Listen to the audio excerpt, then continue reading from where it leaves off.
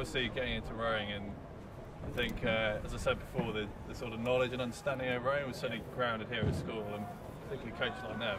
Could you reiterate a bit of that again? How you came here, and Nev was an inspiration to you, making it grounding and stuff. Yeah. Okay. It's just wrong. So what does it mean coming back here to you, and how is it helping your development as a rower? Well, I think it's instrumental when you how you start out, and the grounding you get is often defines your career. It's very important, and I think for me it was you've got a brilliant setup here. Facilities are good. The river is one of the best in the country, and also the coaching experience I had when I was younger was incredibly good. And looking back, once I left school, the grounding that I had meant I was quite far ahead of other people, particularly in sort of the understanding of rowing.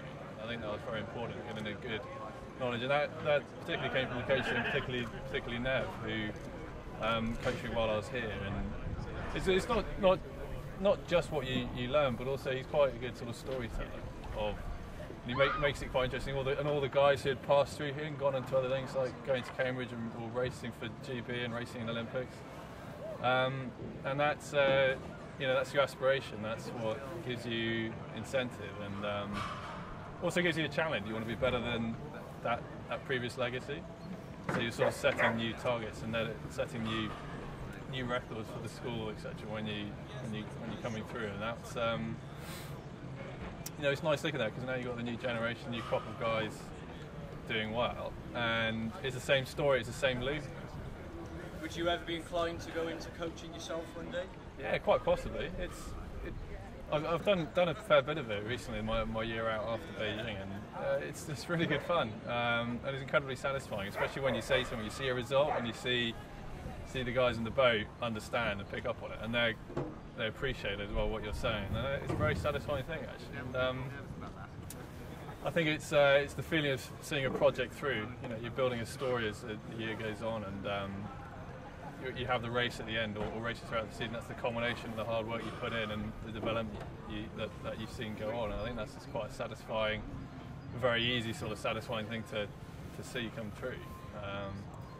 So yeah, it's certainly appeal. I think I've got other things to do before that, but I don't know really. I've not thought about it so much. Since winning the gold in Beijing, has it changed your approach to rowing psychologically? Not changed my approach, but I think inevitably it changes your confidence. It changes what you.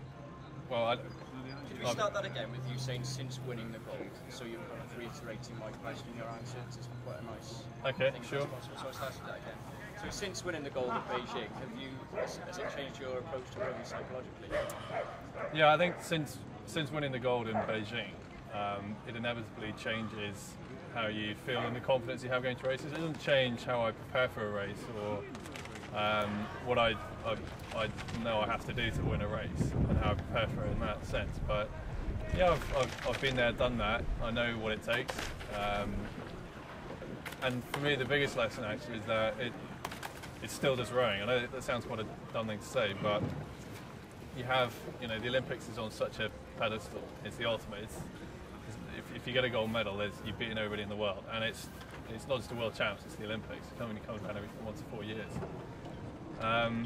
and sometimes that makes it almost seen unobtainable. But when it comes down to it, it's just another race. It's the same what I did a race when I was 14 years old here.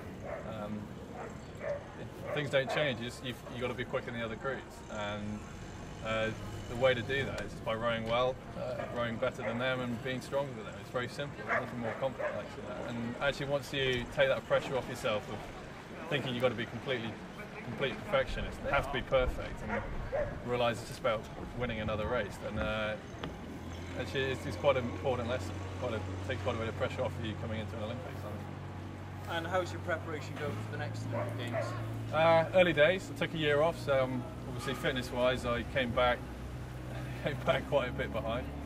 But I've picked up really quickly, which I'm really pleased about. I've swapped sides, so that's a bit of a challenge. So it's a frustration in one way in that I'm not as good as I was on the outside, but it's also a change, it's something to look forward to, because it's something different.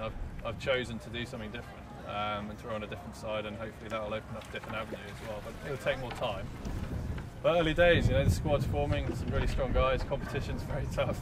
I'm not going to walk in going to be the best guy straight away, particularly the year round, so I'm going to be patient. But there's a lot of hard work, a lot of miles to do yet. I imagine so. Here you go, now you're listening.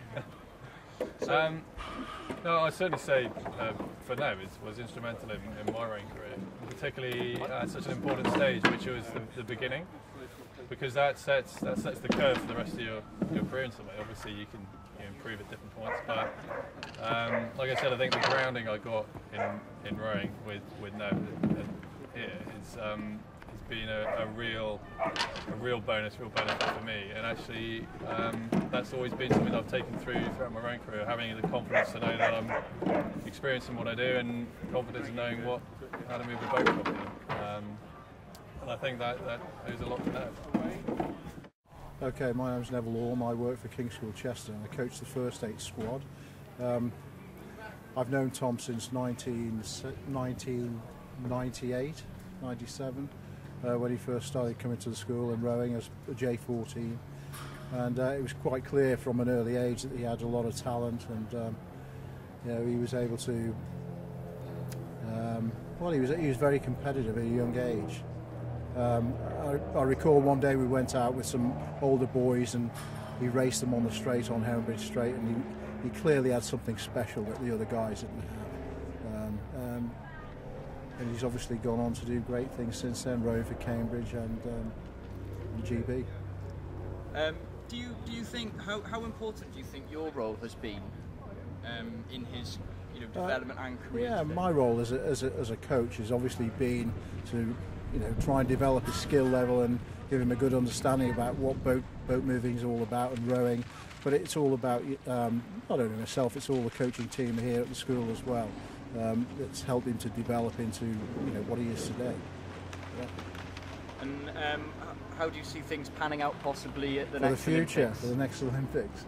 Well, there's a lot of pressure on him. I mean, he's got to go out there and try and do the double, and it's going to be very hard.